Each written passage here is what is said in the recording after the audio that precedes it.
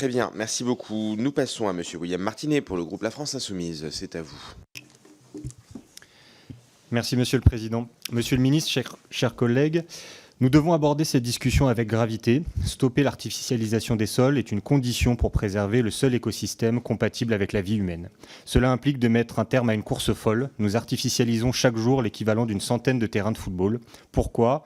Pour mettre en œuvre un modèle de développement d'un autre âge, autoroutes, supermarchés, parkings et lotissements pavillonnaires en plein champ. Un sol artificialisé est un sol qui n'est plus capable de remplir ses fonctions écologiques, contribuer au cycle de l'eau et du carbone. Pire, l'artificialisation décuple les conséquences des catastrophes climatiques que sont les canicules et les inondations. La pleine terre est une ressource non renouvelable que l'humanité doit apprendre à préserver.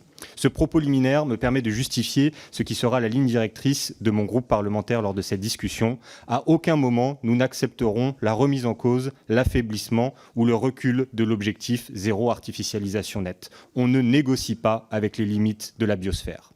Dire cela, ce n'est pas nier les difficultés de mise en œuvre du ZAN. Elles étaient d'ailleurs prévisibles. Il a été demandé aux collectivités de mettre en œuvre une véritable révolution écologique et urbanistique sans être accompagnées et soutenues par l'État. Je ne prendrai qu'un seul exemple. Où est le plan Marshall pour la réhabilitation des logements vacants dans les centres-villes des communes rurales, comme demandé par l'Association des maires ruraux ?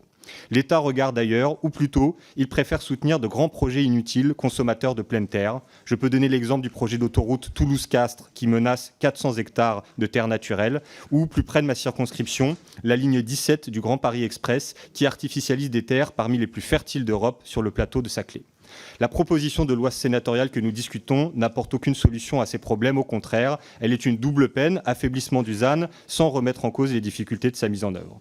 Nous ne sommes pas plus convaincus par la position gouvernementale. La méthode qui consiste à substituer aux articles de loi des projets de décret sur un sujet aussi important nous paraît cavalier.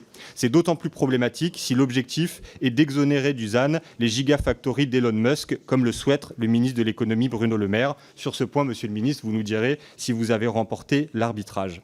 En résumé, chers collègues, notre priorité sera de défendre le ZAN, c'est-à-dire défendre un monde vivable. Je vous remercie. Merci beaucoup.